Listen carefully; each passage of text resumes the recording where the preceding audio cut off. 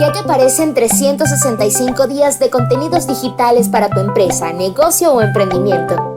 Somos especialistas en redes sociales, diseños, textos, guiones, audio, ilustraciones y correcciones. Realizamos contenidos digitales para tu emprendimiento.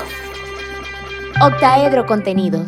Contenidos de calidad todos los días del año.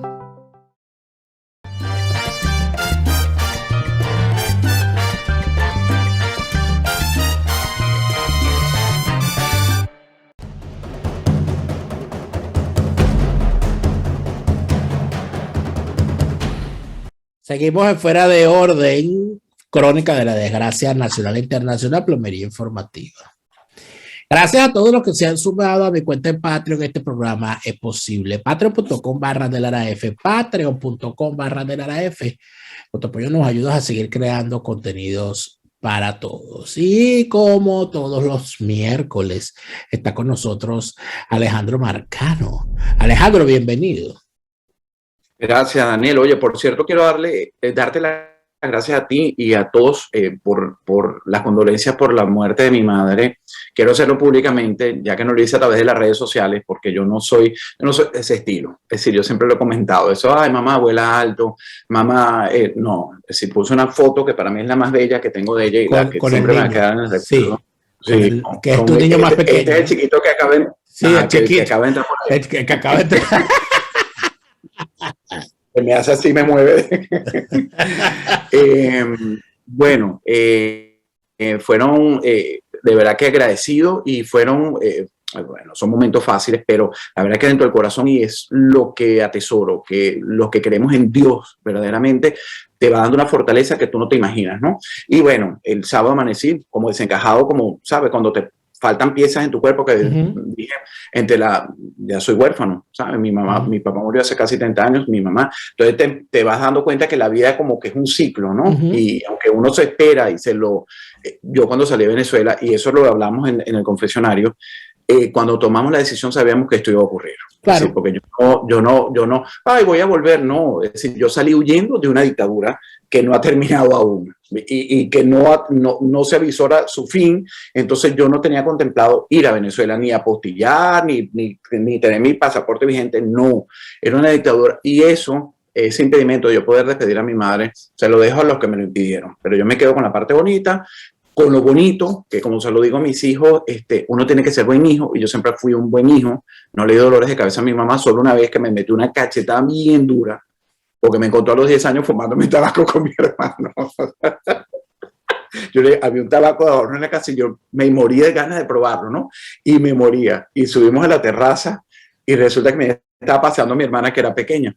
Y resulta que cuando yo oigo la puerta, tiré el tabaco y resulta que mi mamá le cayó encima el tabaco a mi mamá. Mi mamá subió y me da un solo bofetón, lo único que recuerdo. No, y aparte de eso, pero debo llamar la atención sobre la inocencia de esos niños que de verdad pensaban que el olor del tabaco era posible ocultarlo. Ah, no, yo ni pensé en eso. No, muchachos, el olor del tabaco. Era aquella vaina con aquel fósforo así. No, chico, el olor a tabaco es peor que el olor a chavista. O sea, es una cosa que a leguas se puede ver. Pero fíjate, Alejandro, que sí, una de las cosas que mucha gente no valora lo suficiente. A mí siempre me llama la atención cuando uno recibe como insulto o como afrenta o como respuesta a una crítica. Eso de, bueno, vente para acá y échale bola aquí. Eso es muy sabroso desde afuera estar hablando. Eso a mí desde la comodidad de Miami, desde la comodidad de Alemania. Entonces yo digo, bueno, en estos días me puse a pensar sobre eso. ¿Por qué a mí me tiene que afectar que me digan desde la comunidad de Alemania? Yo estoy cómodo. ¿Cómo no? Yo me siento bien.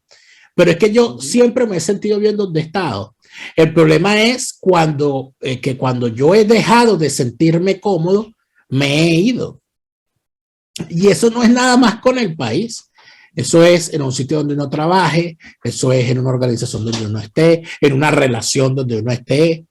O en una vivienda donde no vivo. Pero además de eso, yo a veces me pregunto, ¿qué pensará el que cree que el universo entero es Venezuela, que Venezuela es el centro del mundo y el ombligo del mundo, sobre los que no estamos allá?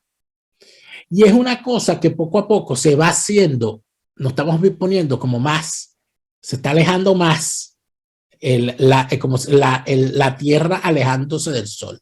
Nos estamos alejando más y poco a poco eso se va a ir enfriando, alejando. ¿Tú sabes por qué te lo digo? Porque a diferencia de Cuba, que tú tienes mucho contacto con los cubanos, mucho más que yo, los cubanos, el grueso de los cubanos se han ido, no es secreto para nadie, a Miami. Y Cuba está enfrente. Y no solamente está enfrente, sino que prácticamente trasladaron Cuba para ventaja y para bondad, y qué bueno, porque me parece una cosa maravillosa que haya podido irse todo ese gentío del mismo país y quedarse en un sitio y hacerlo de ellos, hasta el punto que casi que la Florida es sinónimo de cubanos en el exilio. Y eso de alguna manera los ha ayudado a mantener unas costumbres, mantener una forma de hablar, una forma de ser, una idiosincrasia exportada a juro. Y de alguna manera eso les ha mantenido, pero sin embargo, esas pocas millas que separan las costas de Florida de las costas de Cuba son un océano inmenso que se hace cada vez más frío con el paso de los años. En el caso de Venezuela es distinto, porque el venezolano no se trasladó, todo el venezolano que se fue se trasladó a un solo sitio, sino que está regado por el mundo. Entonces, en medio de esa situación, se hace cada vez más lejano, porque no es igual el venezolano que está en Madrid al venezolano que está en Miami, ni es igual el venezolano que está en Miami al venezolano que está en Colombia, o el venezolano que está en Chile o el que está en Perú. Entonces, ¿de qué manera se tenía, es que terminó haciendo fundamentalmente el chavismo? El chavismo destruyó la nación desde adentro. Y lo primero que hizo fue destruir la familia. Eso fue el primer objetivo del chavismo fue destruir la familia. Convertir a Venezuela en un país de abuelos viendo crecer a sus nietos por videollamada y un país de nietos viendo morirse a sus abuelos en Venezuela. En eso convirtió el chavismo a Venezuela, chicos. Y en eso nos ha convertido. Y entonces, cuando yo veo eso, a mí no me llega en realidad, eso no me afecta. Bueno, pero que tú estás, vente para acá si eres tan arrecho. Y yo digo, yo no sé qué pensarán, debe ser que piensa que uno está aquí echándose aire, no lo ven no trabajando, y no es que me queje, a mí me encanta trabajar, yo he trabajado donde he estado y trabajaré toda la vida, como dice por ahí este señor camionero que graba los videos, hasta que Dios me lo permita, la muerte me sorprenda. Pero uno ve las cosas y dice, pero ¿qué significa para algunos ahorita ser venezolano?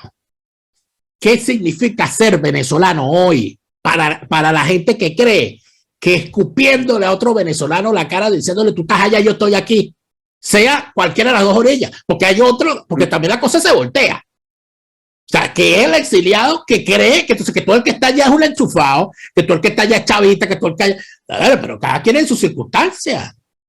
O sea, hay una gente que simple y sencillamente no puede irse de Venezuela. Porque materialmente no se puede ir. Y porque además eso tiene unos afectos que de alguna manera se agarra exactamente, no todo el mundo está dispuesto. Yo sé que casi toda mi familia la que se mantiene adentro es porque es que no conciben perder sus raíces, perder sus cosas, o sea que es válido, su recuerdo, es válido. Cada quien tiene su forma de verlo. Hay gente que, por ejemplo, que yo conozco muchos que dicen, pero es que yo para no voy a ir, ya yo hice mi vida. A mí lo que me queda aquí es mi casa, mi jardín, mi patio, el frente de mi casa. O sea, yo no me veo en otro lado. Y yo los comprendo, pero los comprendo completamente. Yo no creo que ese venezolano que piense de esa manera sea una persona malvada o que sea un enchufado, o que sea un chavista. Yo lo que creo es que es un sobreviviente y además una víctima. Y cuando uno ve esas cosas, entonces allí es donde tú ves el sentido del chavismo. El chavismo lo que quiere es acabar con la familia venezolana, el chavismo quiere acabar con el ciudadano, el chavismo quiere acabar con la nación venezolana, al chavismo no le importa a la gente, el chavismo prefiere 1000 veces un venezolano llorando que un venezolano feliz que sea capaz de tumbarlo. Si ellos tienen que poner a todos los venezolanos a llorar, lo hacen. Si tienen que separar a todas las familias, lo hacen. Llorar. Es que nos han puesto, definitivamente nos han puesto. Lo que pasa es que como tú dices, y eso viene del comunismo, eso no viene solo de Cuba, eso viene del antiguo comunismo europeo, que es madre de esto. ¿qué es lo primero que eliminan? El primero, la separación de la familia, la religión, para que tú no tengas esos apegos fíjate que al cubano desafortunadamente le han quitado a la mayoría, la religión. Pasaron muchísimos años prohibidas, las navidades las prohibieron. ¿Por qué? Porque eso te permitía tener contacto con la familia, comerte una yaquita, no sé qué cosa, y en la unión de la familia, por supuesto, que es una de las cosas más difíciles de... Yo creo que es el gran daño que hacen, ¿no? Cuando tú separas a una gente, y nosotros por lo menos tú te pudiste ir con tu hermano, yo me pude ir con mi esposo y mis 3 hijos, pero hay gente que queda absolutamente sola. Y esa gente sola, cuando tiene alguna dificultad, no tiene un hombro donde llorar, no tiene donde recostarse. A mí por lo menos mi mamá murió el pasado jueves, aquí mi hijo pequeño me hizo bullying, mi esposa me abrazaba, yo lloraba, ¿sabes? Pero tenía con quién, no estaba solo. Entonces, esa es la misión del comunismo, dividirte y minimizarte como ser humano para que te sientas menos que cualquier persona y no tengas nada. Entonces no tengas ni siquiera la posibilidad de pensar, de razonar. Es triste, yo creo que eso es lo más doloroso cuando... No solo el régimen, porque los regímenes lo que quieren es perpetuarse. Yo creo que más que eso, me da rechera, lo decía Tamari hace rato por ahí escrito en tu Patreon, nuestra querida jefa, es los colaboradores, ¿sabes? Lo que le han hecho el juego por billete, un cargo, esa vaina para mí es imperdonable, en mayúsculas. ¿No? Y además de eso, yo lo hablaba con Neomar el pasado fin de semana, porque de verdad me empieza a hacer ruido. El venezolano tiene, los venezolanos tenemos, porque yo aunque no tenga una costumbre, no quiero acostumbrarme a salirme del gentilicio, porque yo soy venezolano. Como no me cantes, yo me quedo en Venezuela. No, es que fíjate, es igual que esa cuestión del cristianismo. A mí a veces me da risa, ¿no? El asunto, porque no, yo soy ateo. Yo no creo en Dios, nada de eso. Yo sé, pero tú eres cristiano. Entonces, no, que yo no creo en eso. No, tú eres cristiano. Tu cultura es cristiana. O sea, eso es algo que tú no puedes echarlo por allá. Tú vives en una sociedad cuya base cultural es la cristiana. O sea, eso no, aunque seas ateo. Y al solo hecho de decir que eres ateo, estás negando algo en lo que tu sociedad cree. O sea, que si no fueses cristiano, no tendrías necesidad de declararte ateo. Cuando tú crees en el perdón, en poner la otra mejilla, cuando asumes que robar es malo, cuando asumes que matar es malo, cuando asumes que quitarle la pareja a otra persona es malo, todas esas cosas, eso te hace cristiano. Quieran o no. De la misma manera, ser venezolano es mucho más que tener pasaporte vigente o tener la nacionalidad en el papel. O sea, una cosa que es inclusive hasta una forma de pensar y una forma de actuar. Cuando yo veo que los venezolanos acostumbramos a empandillarnos, en el sentido de que siempre queremos tener un grupito cerrado con el cual competir contra los demás y hacernos normalmente competencia desleal entre los propios venezolanos, es terrible. Inclusive el formar parte de varias pandillas a la vez. Entonces está la pandilla de los que trabajamos en este canal versus la pandilla de los que trabajan en aquel. Pero además yo soy de la pandilla de este equipo de béisbol y además soy de la pandilla de los que forman parte de tal organización y además soy de la pandilla de los venezolanos que están en esta ciudad. Entonces, en función de eso, la gente quiere actuar. Lamentablemente, el venezolano en medio de eso también ha creado este asunto de las burbujas, que quizás siempre ha existido, ¿no? Pero ahora es mucho más visible. Entonces está la burbuja del que vive en Caracas, la burbuja del que vive en la capital del estado, cualquiera que este sea, la burbuja del que vive en la urbanización tal, la burbuja del que vive en el edificio tal de la urbanización tal. Es decir, hay eso del venezolano emburbujado, que no solamente está en una burbuja, sino que no quiere, se niega a que le pinchen su burbuja y se aleja de cualquier peligro donde le puedan pinchar su burbuja. Eso voy a hablar en mi segmento con la visita de mi hermano, el que vive el gordo en Bogotá, la visita a despedirse de mi madre. Los cuentos son fenomenales. Porque es una cosa, claro, porque es una cosa increíble. Terrible, Alejandro, porque entonces si a ti puede una persona, a mí me pasó recientemente cuando la cuestión está el récord Guinness de la orquesta sinfónica, me di cuenta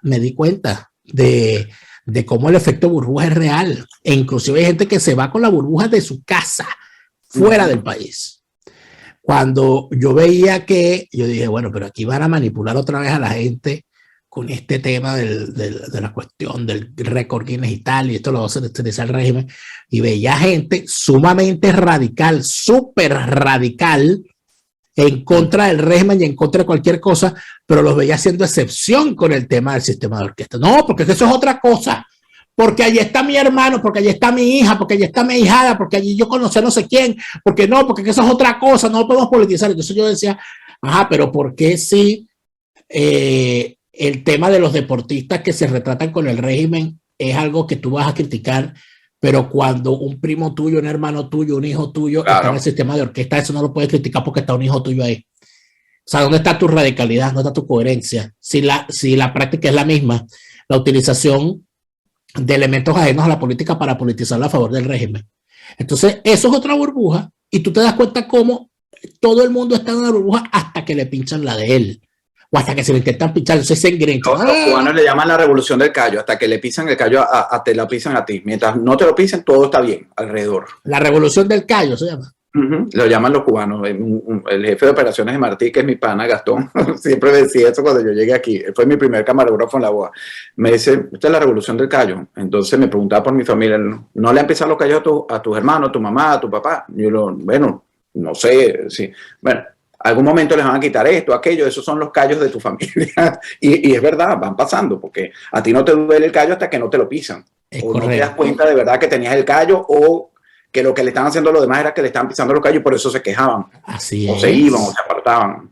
No, tal cual, pero y sigue, oye, pero me gusta eso, la revolución del callo. Sí. Es así, y uno lo ve, y lo veo con cierta frecuencia, inclusive lo puedes ver hasta dentro de la familia o en el entorno de uno. Yo recuerdo cómo a mí, y eso es algo que a mí me molestaba muchísimo, cómo uno por estar dedicado al activismo político recibía críticas de gente que decía que era político, o que siempre cuando te iba a hablar contigo, ¿pero qué ganas tú con eso? ¿Estás metido en eso? O sea, ¿te pagan por eso? O sea, bueno, pero si te vas a meter en política, métete a chavista por lo menos para que te pongas en una vaina, no vas a estar en esa huevona. Esas cuestiones de que uno y que uno estuviese haciendo campaña, no sé qué, para firmar, nadie, no, yo no voy a estar metiendo en eso, no, yo no quiero nada con eso. Ese tipo de vaina.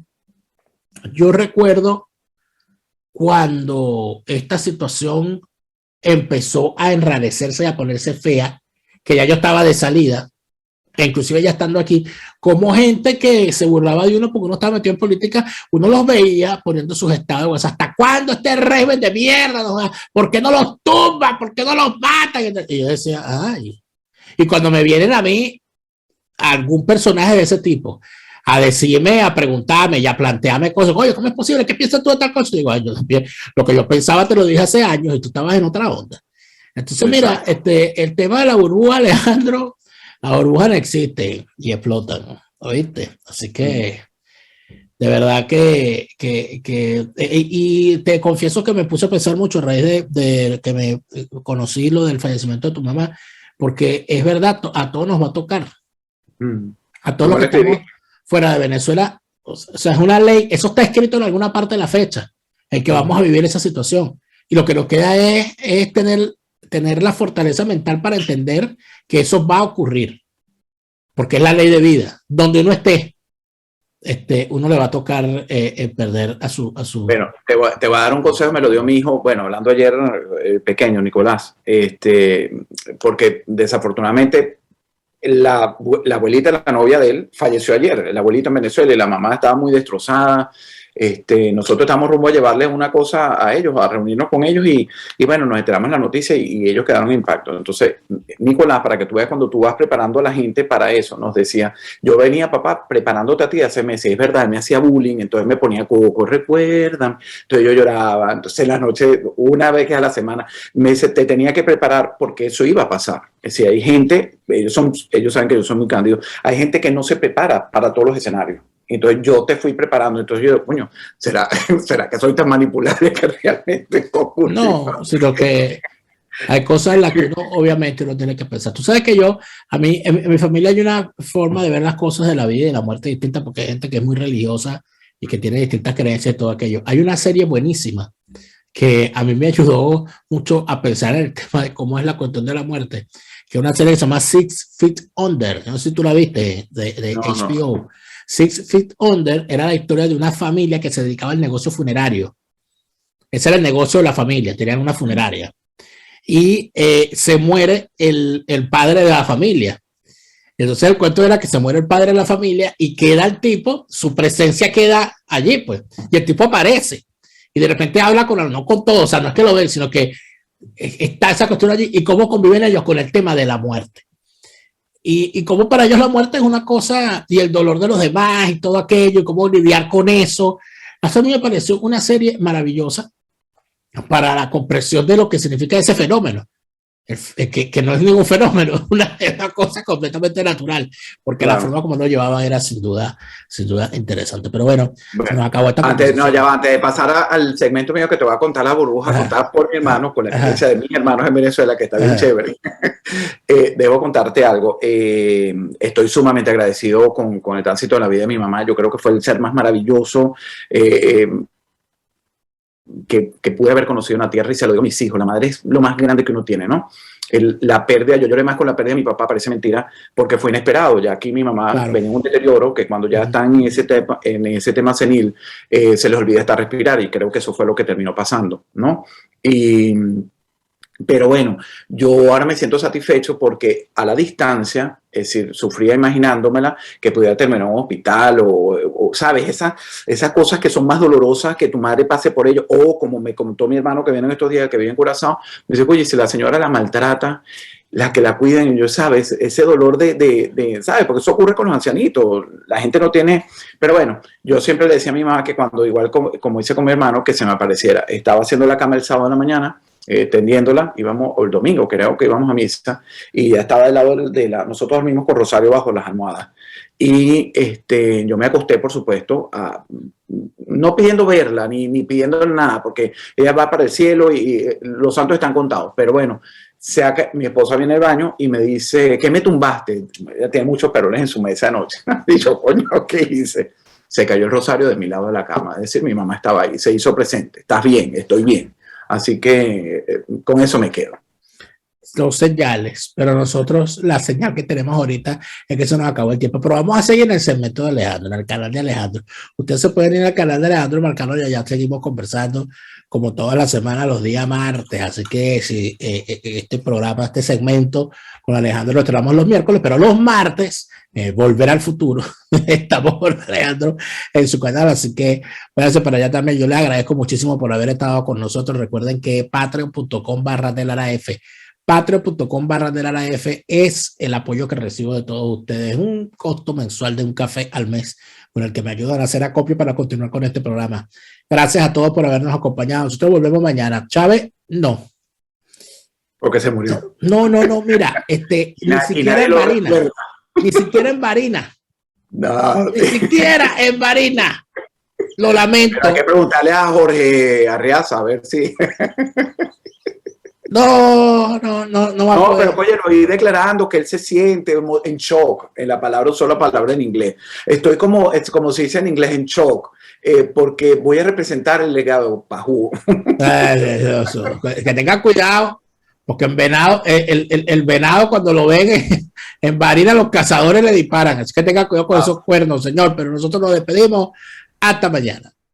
Resistencia con contundencia, no más lavado de conciencias. Resistencia por la libertad, resistencia por la paz.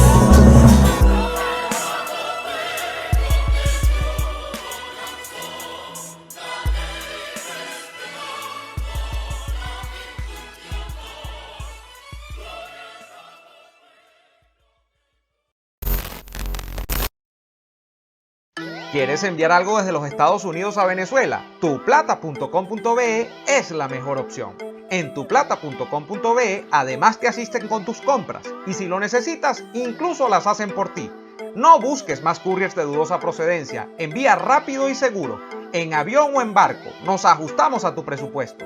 Tuplata.com.be, la tarifa más baja y en el mejor tiempo.